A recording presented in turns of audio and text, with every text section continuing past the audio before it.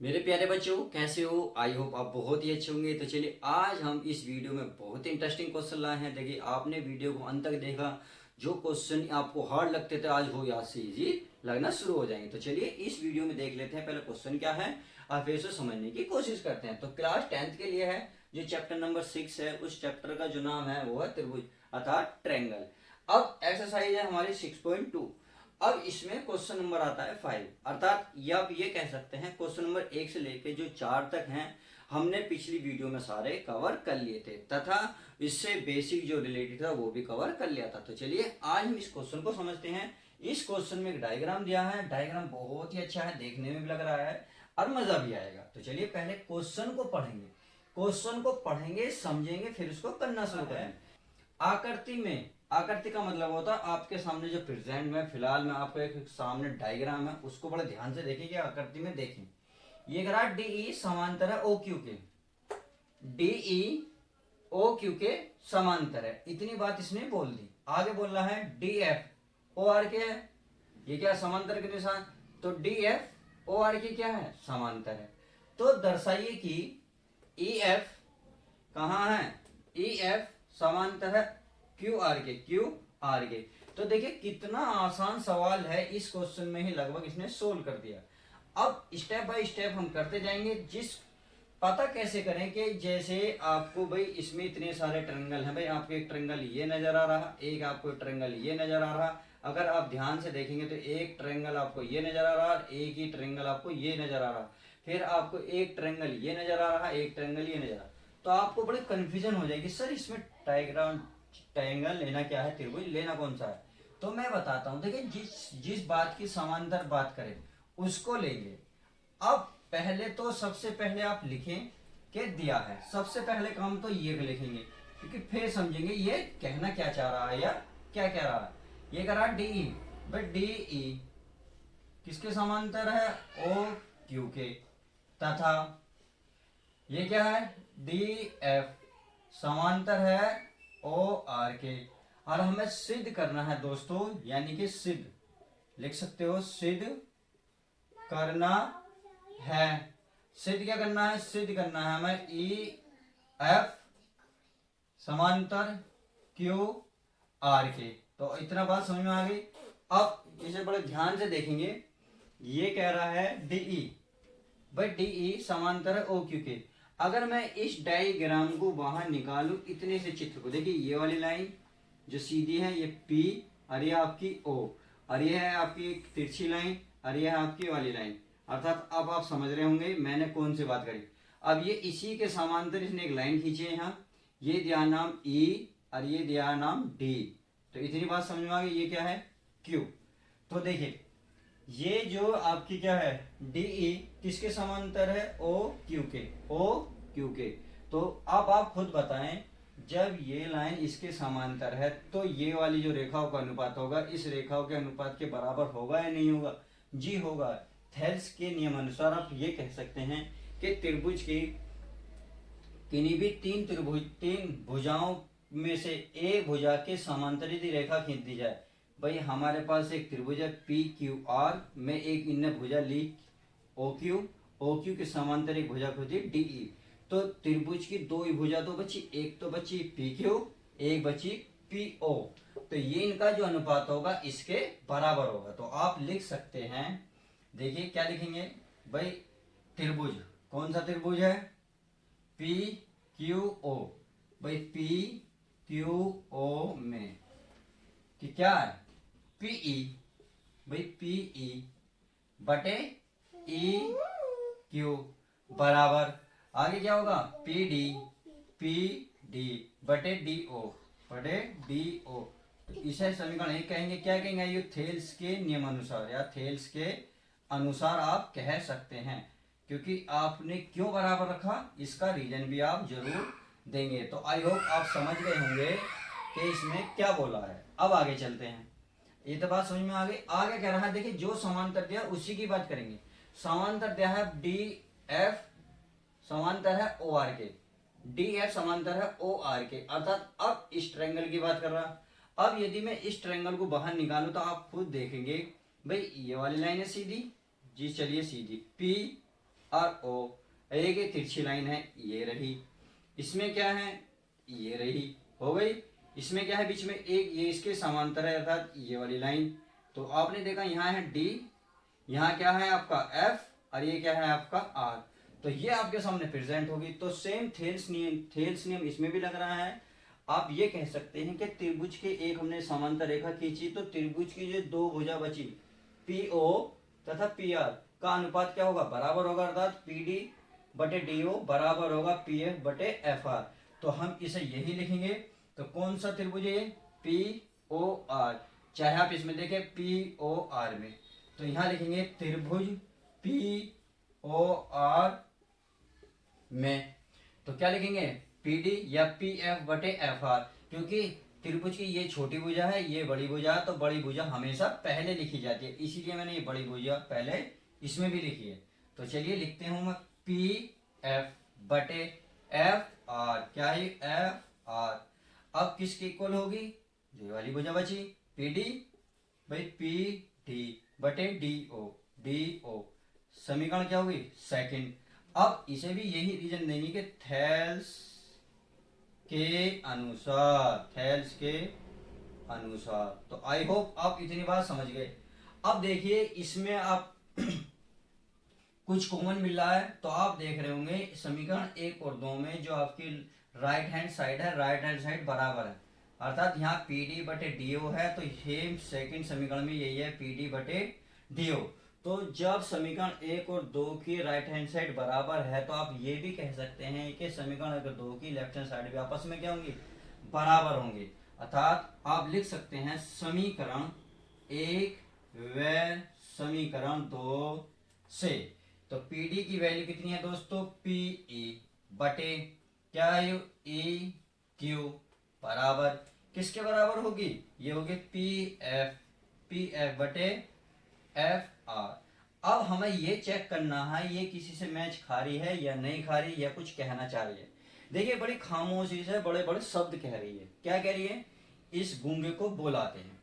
अर्थात प्लीज आप इस चित्र पाए, देखिए पीई बटे ई क्यू, पीई बटे ई क्यू, आगे करा पी एफ बटे एफ आर, अर्थात पीई बटे ई क्यू बराबर दिया है पी एफ बटे एफ आर।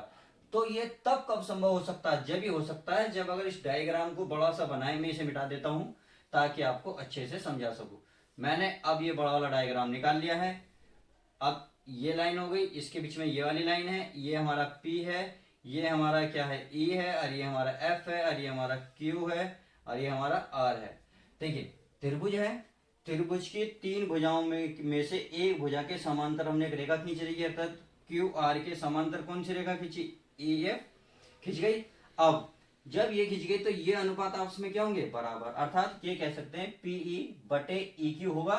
देखो ये लिख रहा पीई बटे ई क्यू बराबर पी एफ बटे एफ आर होगा, पी एफ बटे एफ आर।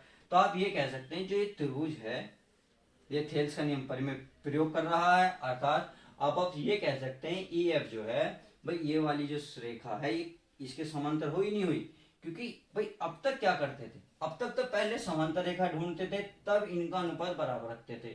इसमें क्या करा हमने, सिद्ध करा ये अनुपात बराबर है, तो आप ये कह सकते हैं कि ये और ये लाइन आपस में क्या है, समांतर है। तो आई होप आप समझ गए। तो मैं इसके स्थान पर अब ये लिख सकता हूं, तो मैं क्या लिख सकता हूं, तो इसलिए आप लिख सकते हैं कि ई एफ समांतर है क्यू आर के, और यही हमें सिद्ध करने को बोला है। तो आई होप आपको ये डायग्राम क्लियर हो गया होगा। तो चलिए अब देखते हैं हम नेक्स्ट क्वेश्चन हमारा क्या कहता है कि आकृति में, अर्थात आपके सामने फिर एक डायग्राम दिया हुआ है, क्रमशः है ओपी, भाई ओपी ओ और पी और ओ क्यू, ओ और क्यू तथा ओ आर, अर्थात ना बड़ी बड़ी भुजाओं की बात करिए जो त्रिभुज के ओपी ओ क्यू और ओ आर पर स्थित बिंदु क्रमशः ए बी सी है। अर्थात पहले की जो बात करेगा ए, और सेकंड में सेकंड देखेंगे, ओ क्यू पर बिंदु बी तथा ओ आर पर बिंदु क्या है, ओ आर पर बिंदु सी। इस प्रकार है कि ए बी जो है पी क्यू के समांतर है। भाई आपके सामने यदि आप एक हल्का सा देखे ट्रायंगल ये नजर आ रहा होगा, तो इसमें ये इस भुजा के समांतर कौन सी भुजा है, ए बी।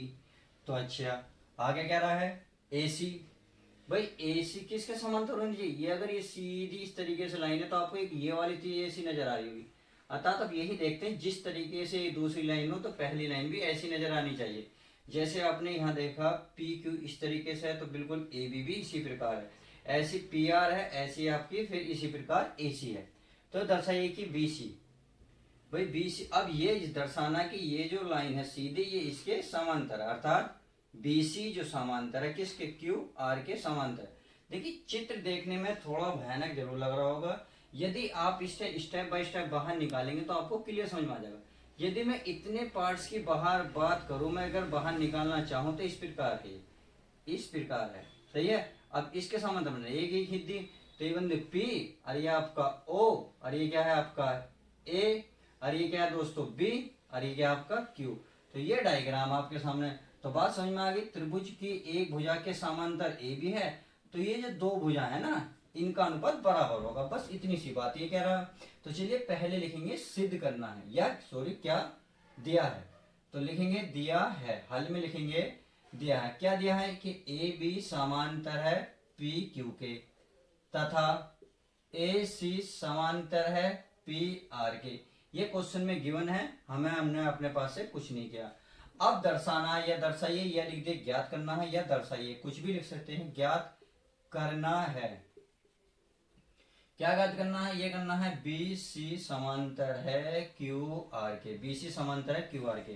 तो अब क्वेश्चन में पहले जो समांतर दिया उसी के अकॉर्डिंग चलते जाएंगे।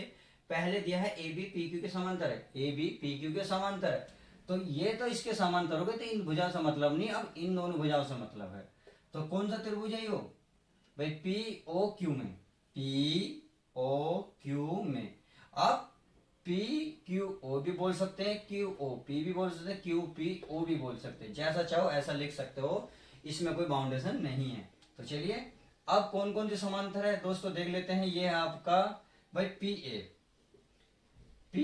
बटे ए ओ बराबर होगी कौन सी, बी क्यू या क्यू बी बटे क्यू बी और बी से ओ तक, तो ये अर्थात ये कह सकते हैं बी ओ, समीकरण एक।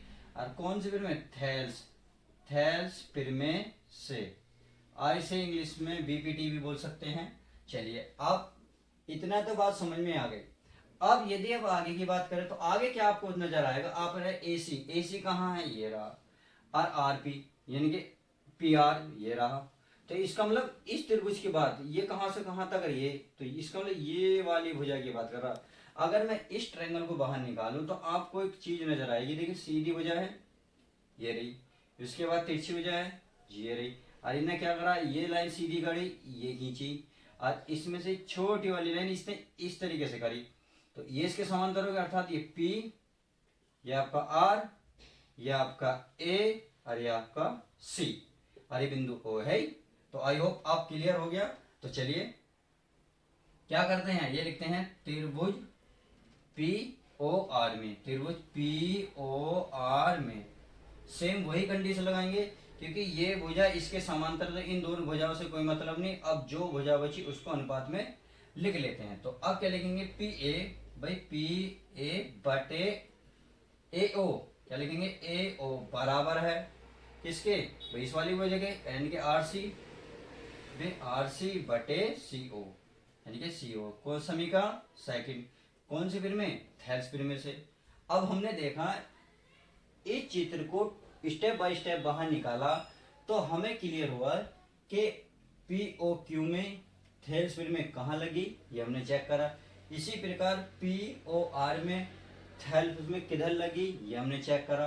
तो अब ये कह रहा है कि हमें बी सी बराबर क्यू आर सिद्ध करिए। तो इससे पहले जाने के लिए देखिए समीकरण एक और दो को बड़े ध्यान से देखें।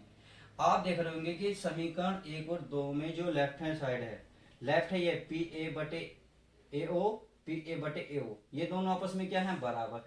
तो आप ये कह सकते हैं समीकरण एक और दो से जब एक साइड बराबर होगी तो दूसरी साइड आपस में क्या होंगी, बराबर ही होंगे। तो आप लिख सकते हैं समीकरण एक व दो से। तो आई होप अब इतनी बात समझ में आ रही होगी। तो तो हमें ये नहीं लिखने, हमें तो ये लिखने हैं, क्या है भाई, क्यू बी बटे बी ओ बराबर आर सी बटे सी ओ। तो आई होप अब इतनी बात आपके समझ में आ गई। चलिए करते क्या है, करना कुछ नहीं है, अब मिलान करते हैं कि क्या ये इस बात को एग्री कर रहा है या नहीं कर रहा। देखिए बड़े चित्र में जाइएगा, क्योंकि छोटे का काम हमारा खत्म।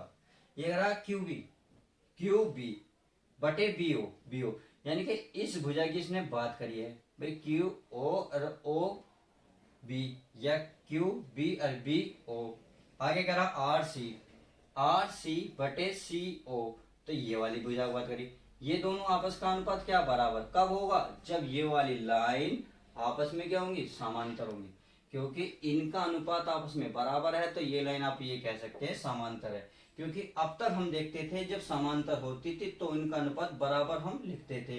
अब इसने लिख दिया है तो अब हम ये वाली लाइन लिख सकते हैं, तो बस सिद्ध हो चुका।